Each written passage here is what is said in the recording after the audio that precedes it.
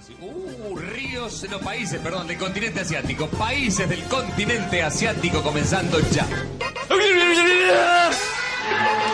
No se entendió nada, che. Adelante, Silvia. Sobre 9. En 30 segundos, sin repetir y sin soplar, filósofos de la A a la Z. Enio, Plauto, Quinto, Nervio, Catón, Epos, Barrón, Antia, Livio, Macro, Rufo, Curcio, Percio, Flaco, Plinio, Celio, Helio, Sófocles, Cicerón, Virgilio, Horacio, Sócrates, Tácito, Alceo, Zapote, Pión, Zenón, Tales, Numio, Anaxarco, Anaxágoras, Anaxímenes.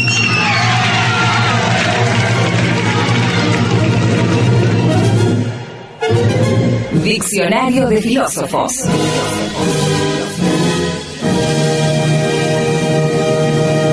Bien, vamos con el primer bloque que, bueno, como habrán escuchado, es el abecedario. Hoy nos toca la letra C, después de dos letras bastante tumultuosas, porque, digamos, la cantidad de filósofos con la A y con la B que hemos descartado, ¿no?, para hablar de los que finalmente quedaron fue mucha.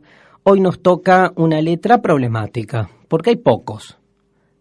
Fíjese en su computadora, agarre su diccionario de filosofía, va a ver que filósofos con la letra C los contamos con los dedos.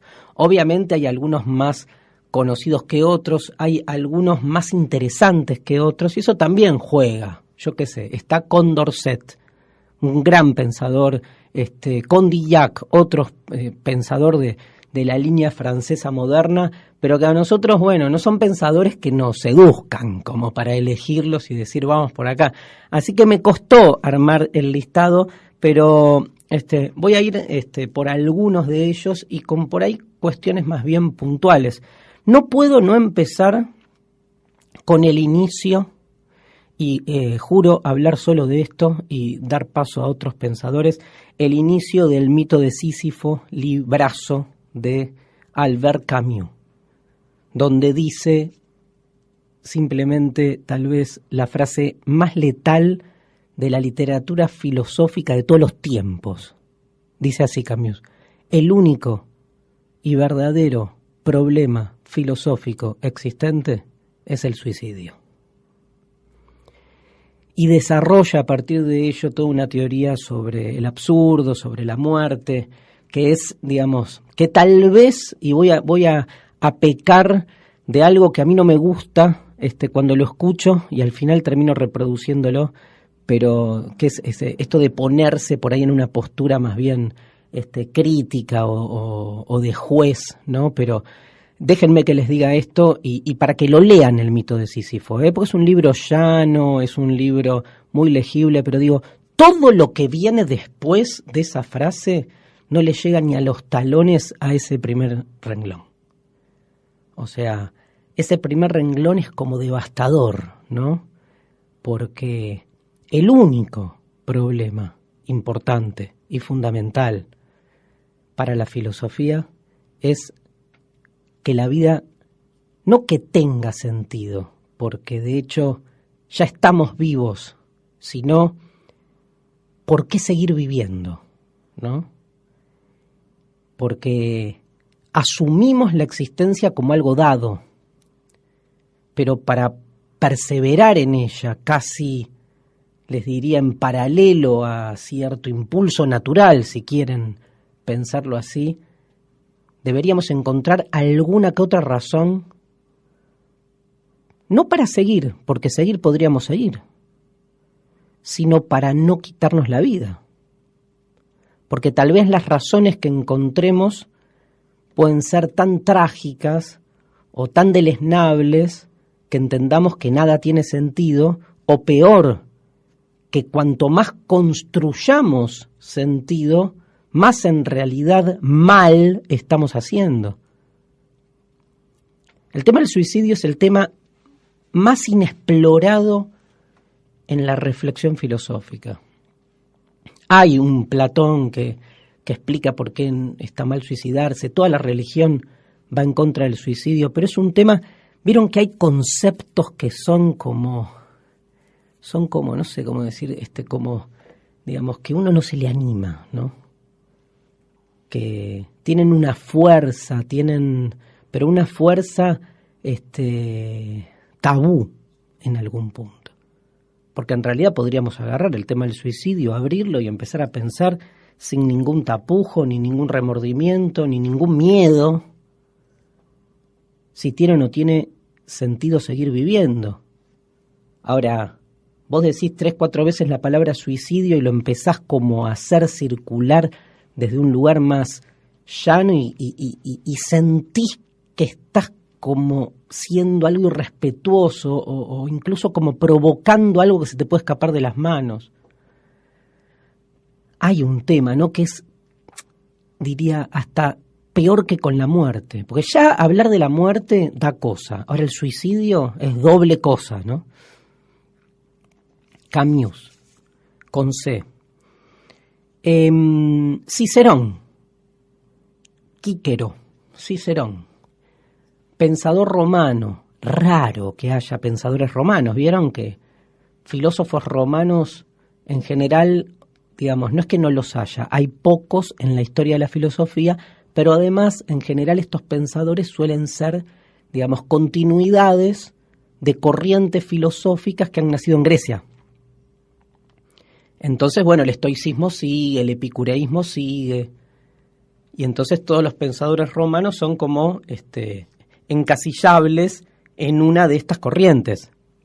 Es muy interesante, bueno, hay mucho de Cicerón, desde su definición de la palabra religión, digamos, muchas de las diferentes teorías o escritos que en realidad él desarrolla, pero a mí me interesa, por una cuestión de tiempo, detenerme en cómo Cicerón, digamos, ingresa en el debate que inaugura Aristóteles y Platón antes acerca de la amistad. Yo les recomiendo la lectura de algunos romanos, Cicerón, Séneca, Lucrecio, 3 autores como para leer, tampoco para llevarse el libro de vacaciones a la playa, pero sí como para tenerlo y poder mirar un poquito. Bueno, Cicerón entra en el debate sobre la amistad diciendo: solo los buenos pueden tener amigos. Sí, me pareció impresionante esa idea, discutible, ¿no? Porque de algún modo, por lo que representa la amistad como un vínculo incondicional de hacerle el bien al otro, entonces parecería que solo es una característica de los buenos, entre comillas, ¿no? Ya vamos a hablar el bloque que viene del bien y del mal, pero parecería que entre malos no puede haber amistad, porque en algún punto se traicionarían porque son malos. Entonces reduce el campo de la amistad de una manera bastante fuerte. Se me va el tiempo a lo loco acá. Quiero nombrar a Carnap, quiero nombrar a Augusto Comte, 2 épocas distintas, Comte muy anterior, pero los 2 atravesados por lo que se llama el pensamiento positivista. En Carnap, el positivismo lógico de principio del siglo XX. Esa idea que prendió tanto de reducir la filosofía a la lógica, o mejor, si quieren, que es lo que a mí más me interesa, que es el de pensar que en realidad, si tuviésemos un lenguaje más pulido, menos ambiguo, no existirían los problemas filosóficos. Eso es Carnap. Fantástico, aunque uno no acuerde, porque lo que aparece ahí es justamente lo que a mí me interesa, es todo lo contrario, pero Carnap lo expone bárbaro, porque al decir eso, al pensar así, yo entiendo por qué me gusta la filosofía y por qué hago filosofía. Hago filosofía porque soy un enamorado de la ambigüedad del lenguaje. Entiendo que haya quienes intenten desambiguar todo el tiempo el lenguaje y creer que de ese modo la filosofía desaparece. A mí me interesa un lenguaje confuso porque me parece que en esa confusión de las palabras se juega la belleza. Se juega la belleza de la existencia que problematiza todo lo que hacemos cuando las palabras nunca coinciden ni siquiera consigo mismas. Y déjenme terminar, acá Mariana Collante en la producción general siempre de Demasiado Humano, me va a matar, pero déjenme terminar con, no, es Collante, puedo hablar de la gran filósofa solapada, ¿no? Pero tengo dos filósofos argentinos. Uno, que fue maestro mío, los dos fueron profesores míos, pero uno al que quiero celebrar y homenajear, que es Carlos Cuyen, mi profesor de ética, un comprometido con el ejercicio de la filosofía crítica y latinoamericana, y sobre todo con ese cruce entre la filosofía y la educación. Yo aprendí Epicuro con Cuyen. Es genial esto de los maestros, porque Cuyen ni se debe acordar, digamos, quiénes fueron sus alumnos, como en general nos pasa a los que damos clase, y de repente uno se queda con 4 o 5 clases. Yo me acuerdo de las 4 o 5 clases que Cuyen expuso Epicuro hace más de 25 años, 20 años, que a mí me fueron determinantes. Y el último es Adolfo Carpio, personaje polémico, si los hay en la filosofía argentina, autor de un manual muy famoso, Principios de Filosofía, que todo el mundo lo ha leído, de esos manuales que los muy eruditos critican por muy pedagógico, y que sin embargo yo debo decir que lo usé dando clase en el secundario por lo menos 20 años y que a mí me fue muy funcional, me sirvió muchísimo y me sigue sirviendo.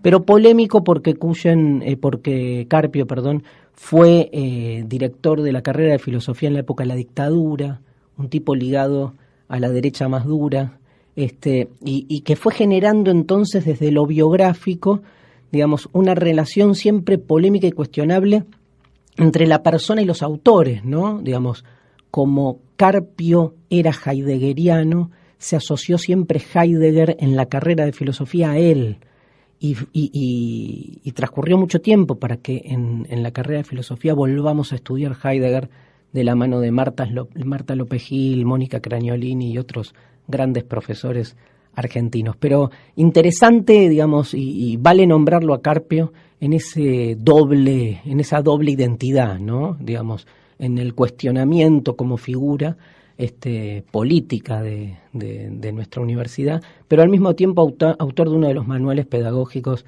que circulan por todos los colegios, por todas las facultades, y de esos manuales que han servido muchísimo para interiorizarnos en la filosofía. Esto es Demasiado Humano. ¿Cansado de tener problemas con los conceptos? ¿Cree que está repitiendo una idea sin analizarla? No sufra más. Darío Stanraiver es la solución. Demuele, desmonta, irrumpe. Deconstrucciones en Demasiado Humano. Dice la religión hindú que la oscuridad simboliza la maldad y la ignorancia, y que en cambio la belleza del mundo está revelada a través de la luz. Es por eso que cada año se celebra el llamado Diwali o Fiesta de las Luces, el momento ideal para los hindúes para estrenar nuevas ropas y para hacer limpieza general en los hogares. Durante 4 o 5 días, la espiritualidad y el lujo inundan las casas indias. Bueno, qué interesante, ¿no? Esta noticia que nos viene de Nueva Delhi, donde hay una celebración por el triunfo del bien sobre el mal, ¿no? Y estamos inaugurando la sección de construcciones. Inaugurando no es nueva, inaugurando el espacio. Y saben que en deconstrucciones lo que solemos hacer es como tratar de pensar desde perspectivas anómalas, ideas que están como muy instaladas o muy hechas. Acá la noticia igual, y escuchando el audio, suena raro, ¿no? Porque, digamos, la celebración del triunfo del bien sobre el mal como un hecho así ritual, parece muy lejos de nuestras sociedades occidentales que tienen una relación, si quieren, más secular con la ética. La ética se ha racionalizado en el occidente moderno, y me parece que en las culturas no occidentales todavía mantiene algo de un encantamiento que me parece que le suma, ¿no? Siempre al borde de irse para el otro lado, que ahora vamos a hablar de eso, de irse al dogma, pero digamos, no es casual que en nuestra cultura secular, por ejemplo, las historietas y claramente todas las historias de los superhéroes potencien eso que tenemos ahí encriptado, que se nos ha de algún modo desencantado, que es esta idea de los buenos venciendo a los malos, porque La frase que hoy queremos deconstruir es algo incluso peor a todo lo que estoy diciendo, que es que al final el bien siempre gana, ¿no? Vieron que eso está como instalado, está como, digamos, corre por todos lados, sobre todo cuando uno la está pasando mal. Porque cuando uno la está pasando mal o está perdiendo o se siente padeciendo una injusticia, el consuelo interior suele ir por ese lado, ¿no? Como hay como dos consuelos para mí. Uno es, bueno, estaré perdiendo una batalla pero no la guerra. Gran frase, ¿no? Que es una frase, digamos, que no resuelve el tema, sino que hasta lo pragmatiza, digamos, y lo arroja al más profundo estado de naturaleza, como diciendo, bueno, esto es una batalla. No importa quién es el bueno y quién es el malo, hoy perdemos, mañana ganamos, perderemos esta batalla, ganaremos la guerra. El tema es porque hay que ganar y perder, ¿no? Un poco se trata de eso. Por eso el otro consuelo que siempre aparece es, bueno, al final el bien siempre gana. Claro, la estoy pasando mal o me están haciendo un mal. Y acá viene el tema, me creo el bueno. Y por eso entiendo que como yo estoy haciendo las cosas bien, al final, en una especie de teleología universal donde todo lo malo termina siendo un punto de inflexión para que el bien pueda desplegarse en su totalidad, uno termina bien parado. Digo, como punto extremo de esto que algunos llaman también con el nombre filosófico de teodicea, ¿no? La explicación del mal, entender que el mal tiene un sentido, tiene que suceder para que algo se acomode. Tiene, sin embargo, muchas consecuencias, tiene muchas derivaciones. Podemos decir muchas cosas, podemos ir por muchos lados. Primero, la primera cuestión que yo subrayaría es si es realmente posible diferenciar tan netamente el bien del mal. Y si es posible diferenciarlo de modo objetivo. Porque no es joda que buenos siempre somos nosotros, ¿no? Entonces, la línea es una línea puesta por uno.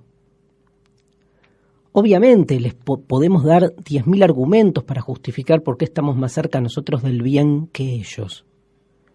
Pero de nuevo, la diferencia entre bien y mal tiene más que ver con nosotros ellos que con otra cosa.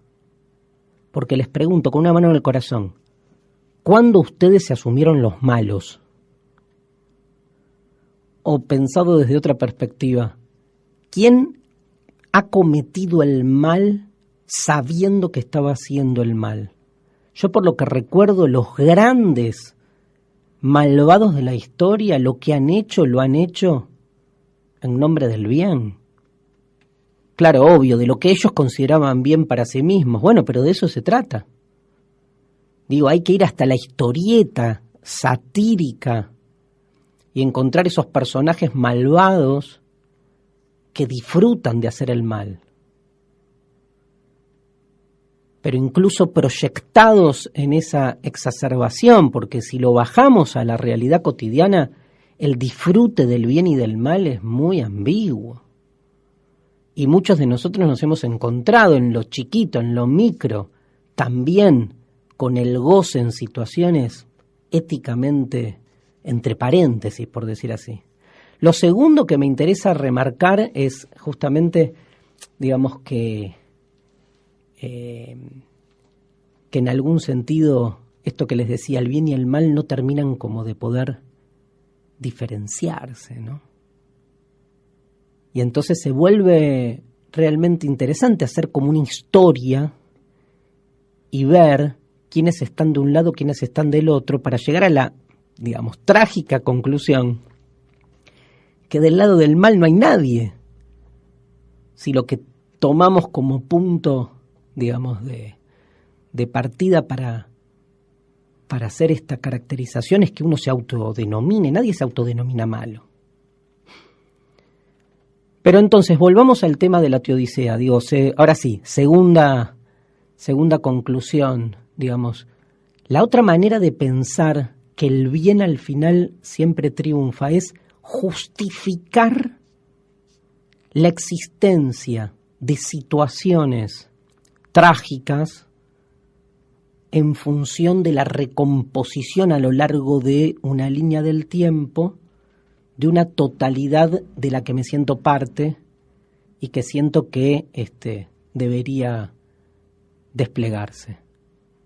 Por ejemplo, digamos, el clásico ejemplo de, digamos, tuvo que suceder una situación límite para que yo tome conciencia.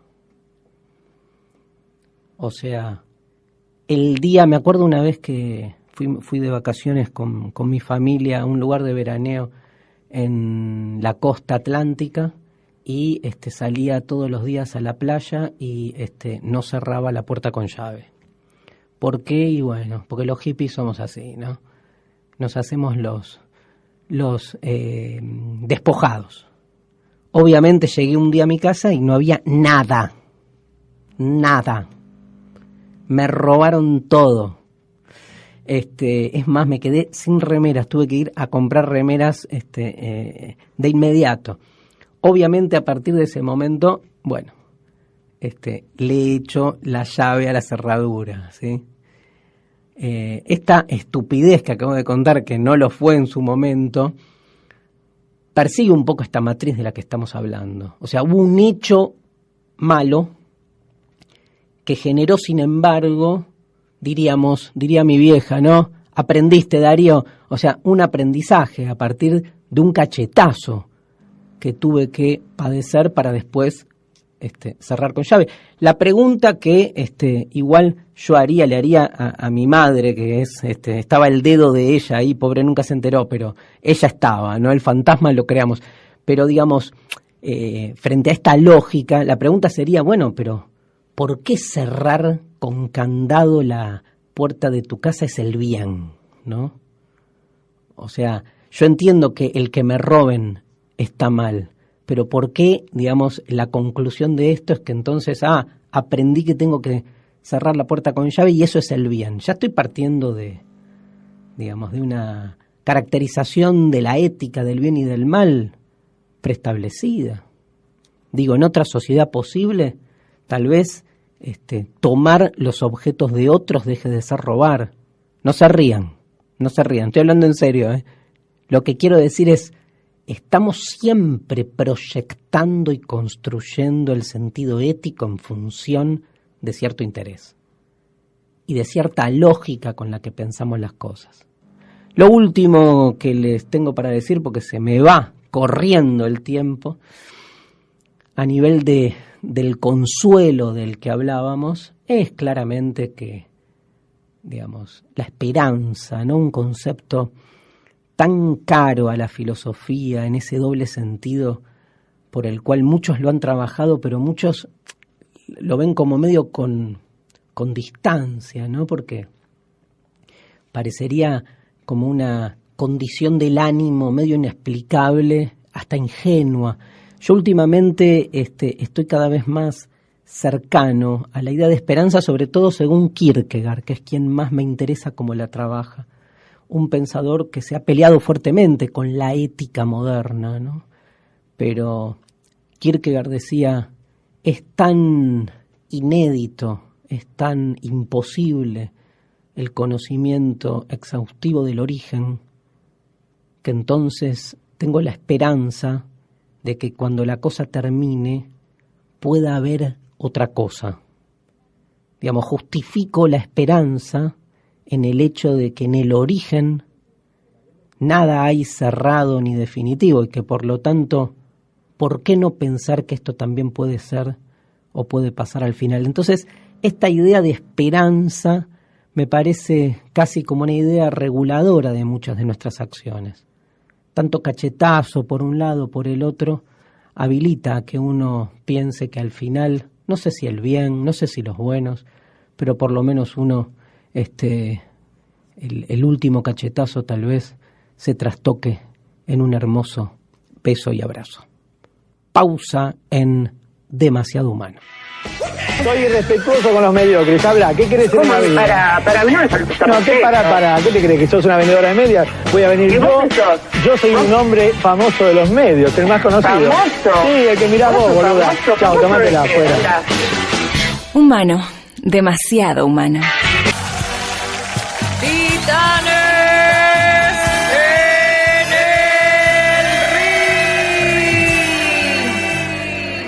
ring. Hoy, en Demasiado Humano,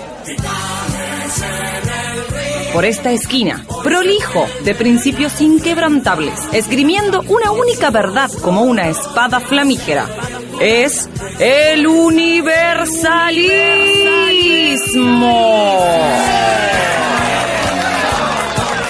Y por la otra esquina, colorido, de andar zigzagueante, evaluando siempre las condiciones y circunstancias. Con ustedes, el relativismo.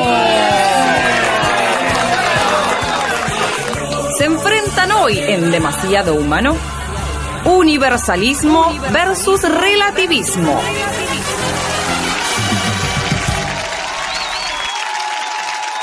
Bien, gracias Yamila Blanco, divina su locución.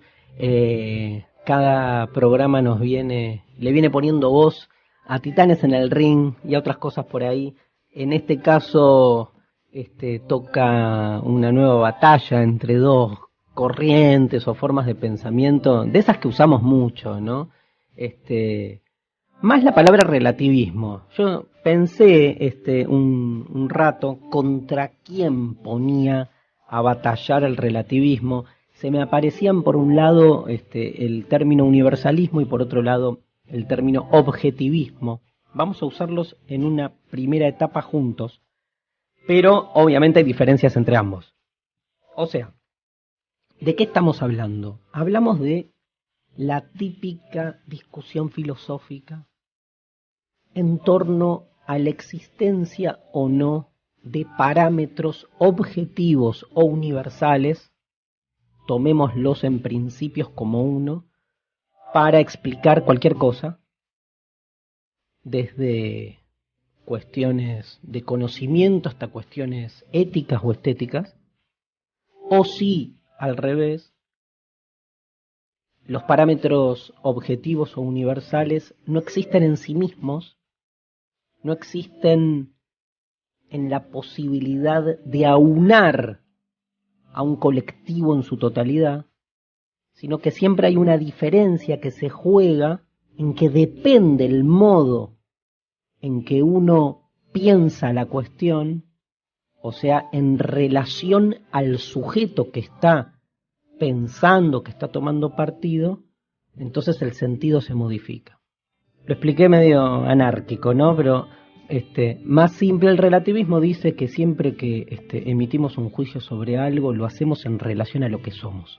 Y no somos todos los mismos. Por lo tanto, decía Protágoras, según el famoso, digamos, dictum de los sofistas y de su pelea con Sócrates en los libros de Platón, decía Protágoras, el hombre es la medida de todas las cosas. Esta famosa frase hace de ese término medida un término que en realidad lo que está suponiendo es que lo que es bello para mí puede ser feo para el otro. Y en una típica discusión de, ¿estuvo buena la película? ¿No estuvo buena la película? ¿Te gusta este chico? ¿No te gusta este chico? Digamos, hay dos posibilidades, hay dos matrices de respuesta posible. Después uno contesta, me gusta, no me gusta. Pero hay dos posibilidades de matrices. O sea, hay una respuesta. O sea, el chico, la chica, la película, el atardecer es lindo por naturaleza, diríamos, en sí mismo, objetivamente. O la belleza siempre depende. O sea, se relaciona con un contexto, que ese contexto puede ser epocal, puede ser cultural, puede ser de género, de clase, nacional, hasta singular, hasta climático si quieren. Me fui ahí con climático, pero se entiende lo que quiero decir. O sea, lo que estamos discutiendo es si hay algo en sí, si hay algo objetivo, independiente de los modos en que el ser humano construye conocimiento. Porque el que cree que hay una belleza objetiva, o un bien en sí mismo, o una verdad absoluta, si después toda la humanidad construye un conocimiento que va en contra de ese absoluto, la conclusión que toma el que cree en el absoluto es: la humanidad está equivocada. En cambio, yo, que tengo un acceso privilegiado a ese absoluto, estoy en posesión de esa verdad. O sea, obviamente el objetivismo, el universalismo, ahora los voy a diferenciar, pero, o sea, la idea de que hay una verdad, un bien, una belleza válida para todos de manera objetiva, tiene más prensa, les iba a decir, o viene con la fuerza de la historia, es lo que ha buscado, es lo que ha perseguido la cultura humana desde siempre.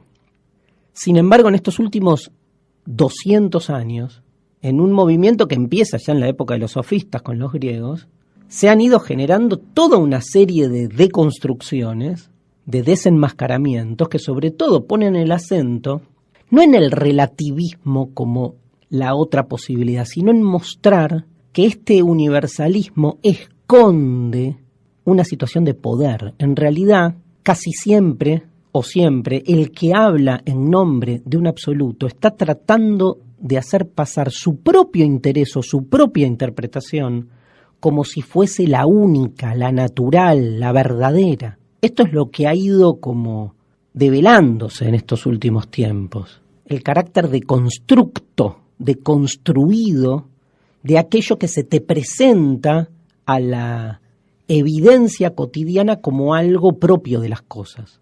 El objetivismo, el gran éxito del objetivismo es poder mostrarse a sí mismo como independiente de lo humano, frente a lo cual el relativismo surge a mostrar la dependencia que tiene esa afirmación absoluta de su contexto. Entonces, en ese sentido, permítanme marcar esta diferencia. Yo creo que el relativismo la pifia cuando se pretende a sí mismo como matriz ordenatoria. Cuando contra el objetivismo o el universalismo, lo que hace el relativismo es decir, no, ordenemos el mundo de modo relativista. Porque el relativismo no es una propuesta ordenatoria, es simplemente un acto de resistencia contra todos aquellos que intentan pasar su propia verdad como si fuese la única. Creo que el relativismo, en ese sentido más nihilista, debería, tener como esa política, como quien está siempre, cuestionando sin necesidad de salir a proponer. Porque una propuesta relativista reproduciría lo mismo que cuestiona. Y ni me meto en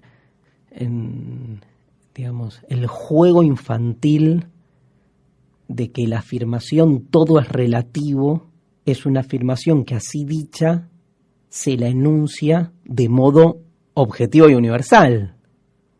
Pero esa matriz, ese juego de palabras, me parece que expresa un poco lo que estoy diciendo. Parece que el relativismo tiene más que ver con una condición crítica que con una condición propositiva, porque por otro lado no podemos dejar de proponer en términos universales. Y acá hago esa diferencia, el universalismo y el objetivismo. La diferencia es importante, pero en este juego dicotómico ponemos a los dos del mismo lado, porque tanto el objetivismo como el universalismo suponen la posibilidad de afirmaciones para todos, mientras que el relativismo está siempre fragmentando, ¿no? Interesante la pregunta de quién defiende más un mundo desde las diferencias. E interesante la contrapregunta, que es cómo sostener un mundo desde las diferencias sin que haya permanentemente conflictos que generen violencia. Que no significa esto que el conflicto siempre genere violencia. Creo todo lo contrario. Yo creo que cuanto mejor las diferencias puedan relacionarse con las otras diferencias en términos conflictivos, menos violencia hay. Violencia hay cuando una de las tantas partes busca imponerse sobre las otras. Porque además la conciencia de ser cada uno de nosotros diferencias soslaya nuestra pretensión de universalidad, porque nos sabemos parte. Entonces puedo dialogar con el otro. Si tomamos las definiciones más canónicas, el objetivismo lo que supone es que hay algo en las cosas que define lo que cada cosa es. Mientras que el universalismo no necesariamente es objetivista. El universalismo lo que supone es que haya un acuerdo universal, aunque eso que acordamos después no remita a la realidad. ¿Se entiende la diferencia? O sea, yo puedo decir que la pared esta que estamos viendo es blanca porque el blanco es una característica propia de la pared. Todo el mundo, vea lo que vea, vea el color que vea, no importa en realidad quién ve bien o quién ve mal, porque el blanco no depende de la visión. Obviamente habrá personas que tienen mayor acceso que otras a el conocimiento de ese blanco. Pero se supone que hay un blanco y que ese blanco es una propiedad directa de la pared. El universalismo dice menos. Dice, no hay prueba de que no hay prueba de que en la pared haya o no haya una característica esencial, sino que todos los seres humanos, en la medida en que acordemos que eso es blanco, entonces lo terminamos consensuando como el color de la pared. El universalismo potencia más la capacidad que tenemos los seres humanos de ponernos de acuerdo sobre algo. El objetivismo pone más el acento en que eso no tiene que ver con el acuerdo, sino con una característica propia de la pared. Y el relativismo se pelea con ambas porque entiende, por un lado, que las cosas no tienen ningún sentido esencial. Las cosas no son lo que son, sino lo que somos, dice el relativismo. Pero el tema es que no somos todos los mismos. Por lo tanto, tampoco hay universalismo. Porque lo que es bello para mí no es bello para vos, lo que es bueno para mí no es bueno para vos. Ahora, ¿puede, y voy cerrando con las preguntas que fueron surgiendo, ¿puede realmente ordenarse un mundo en términos relativistas? Probablemente no. ¿Puede ordenarse un mundo en términos universalistas? Lo viene haciendo, viene con esa pretensión, tampoco funciona. Una vez más, este combate es un combate sin vencedores ni vencidos, o en todo caso, con una especie de necesidad mutua. Está claro que nuestra cultura occidental se ha establecido desde el universalismo como pretensión utópica. Pero siempre ese universalismo ha sido escrito o narrado por el discurso de los vencedores. Por eso tan necesario se vuelve muchas veces relativizar, ¿no?, ciertas afirmaciones como para mostrar que por suerte todo puede ser de otra manera. Demasiado humano. Darío Stanghreiber. Transgéneros. Als das Kind Kind war, ging es mit hängenden Armen, wollte der Bach sei ein Fluss, der Fluss sei ein Strom und diese Pfütze das Meer. Als das Kind Kind war, wusste es nicht, dass es Kind war. Alles war ihm beseelt und alles. Cuando el niño era niño, andaba con los brazos colgando. Quería que el arroyo fuera un río, que el río fuera un torrente y que este charco fuera el mar. Cuando el niño era niño no sabía que era niño. Para él todo estaba animado y todas las almas eran una. Cuando el niño era niño no tenía opinión sobre nada, no tenía ninguna costumbre. Se sentaba en cuclillas, tenía un remolino en el cabello y no ponía caras cuando lo fotografiaban. Cuando el niño era niño, era el tiempo de preguntas como ¿por qué estoy aquí? ¿Por qué no allí? ¿Cuándo empezó el tiempo y dónde termina el espacio? ¿Acaso la vida bajo el sol no es solo un sueño? Lo que veo, oigo y huelo, no es solo la apariencia de un mundo ante el mundo. ¿Existe de verdad el mal y gente que en verdad son los malos? ¿Cómo puede ser que yo, el que yo soy, no fuera antes de devenir y que un día yo, el que yo soy, no seré más ese que soy?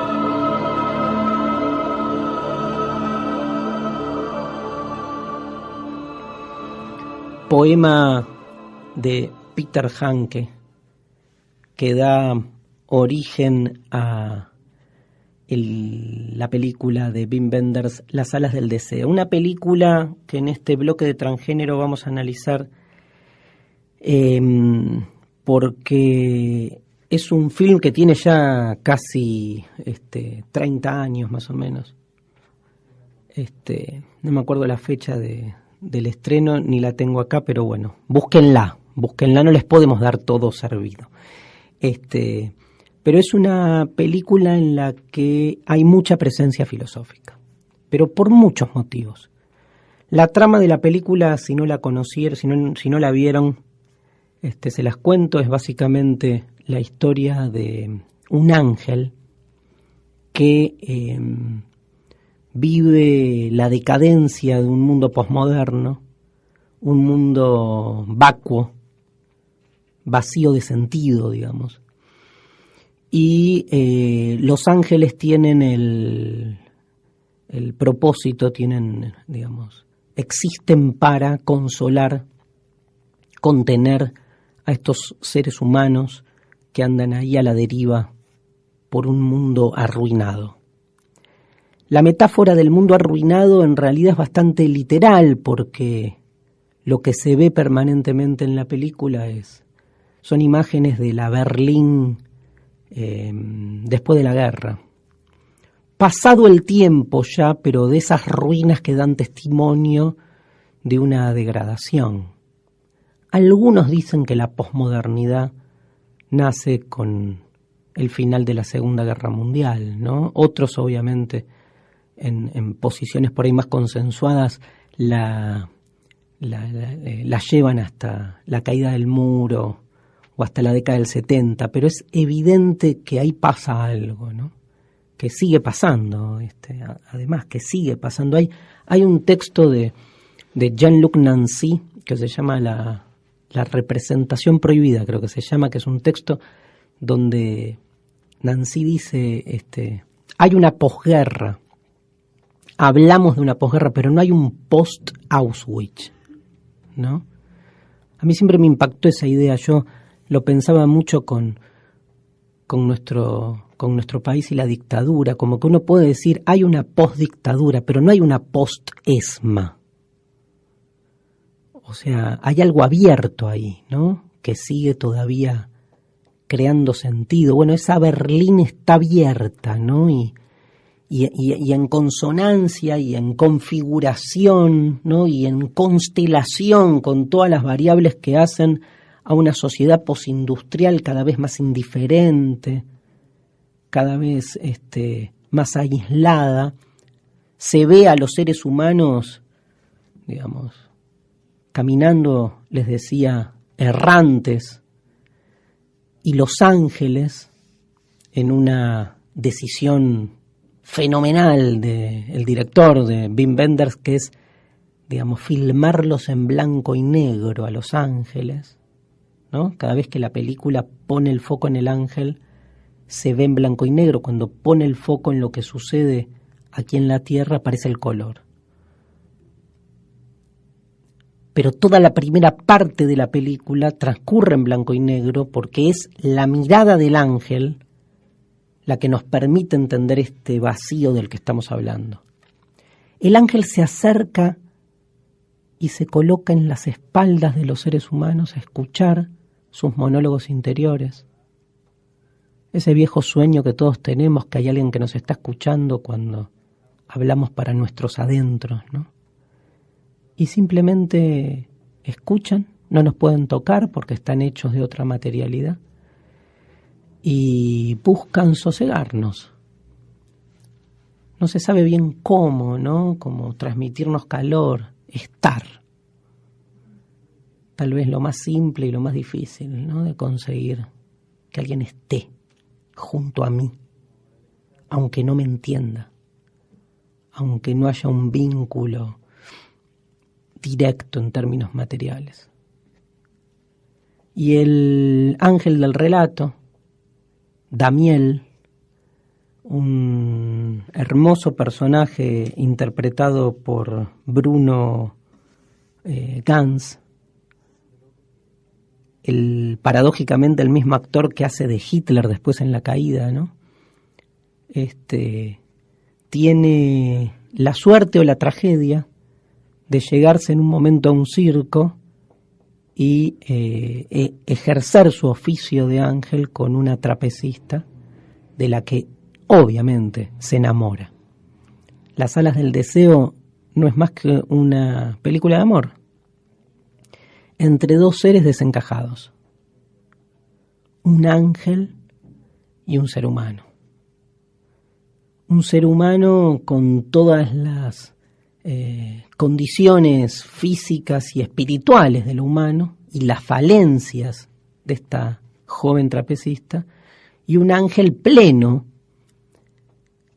que de manera increíblemente paradójica en sus diálogos con el otro ángel, ¿cómo era el nombre? Casiel, creo que era. No me acuerdo cuál era Casiel y cuál era Damiel. Bueno, no importa, digamos. Pero un ángel que en un diálogo con su compañero está todo el tiempo lamentándose de lo que no puede. Uno diría, ¿pero qué no puede un ángel? Si lo puede todo, si es una entidad plena. Sin embargo, tiene un límite también. Y ese límite es lo humano. El ángel no toca, no huele, no ven colores. El goce del ángel no es el goce de lo humano. Y el deseo del ángel, increíblemente, tiene que ver con poder desear el deseo del humano. Algo muy difícil, pero sobre todo imposible, digamos, porque para eso implicaría el traspasamiento de una frontera de la que no hay retorno. Esto sabe nuestro ángel, sabe que la única manera que tiene de poder, digamos, consumar su amor con la joven trapecista es caer. El ángel caído, caer a la tierra, corporizarse, volverse un cuerpo humano y poder entonces sentir la saliva, el aire, la sangre, pero dejar de ser ángel, volverse mortal.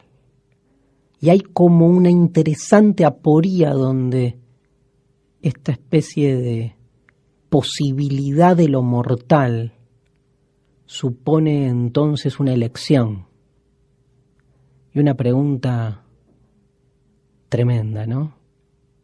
¿Dejaríamos la inmortalidad para pasar a ser mortales por amor? Una pregunta que desnuda en realidad toda una situación mucho más aporética, doblemente aporética, que tiene que ver con la plenitud de un ángel que en realidad no es pleno, ¿no?